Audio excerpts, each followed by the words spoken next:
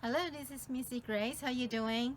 So today we're going to follow on from last week. We talked about the stress eating.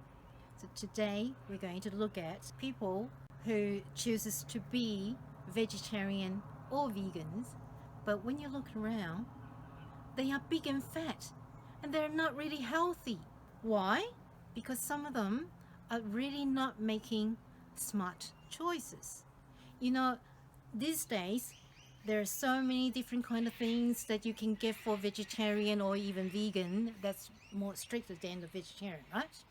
So when you go out and eat or when you go pick the items that you want, it's not what you eat, it's how you actually put them together and consume them.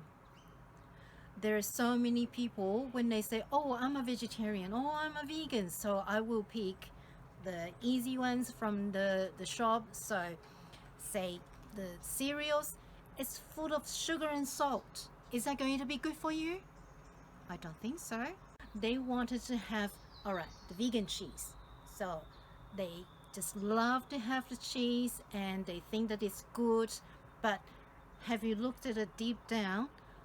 The type of cheese that they have it has quite a lot of fat in it, and or they have made different choices that can satisfy their taste bud, and it has too much sugar and salt in it.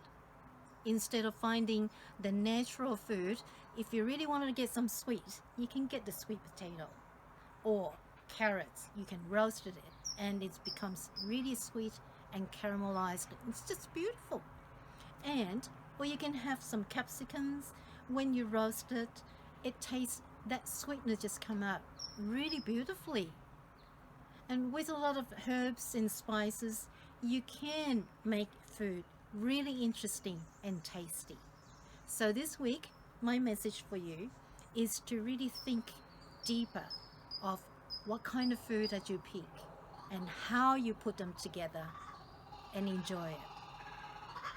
So, until next week, be well, be happy.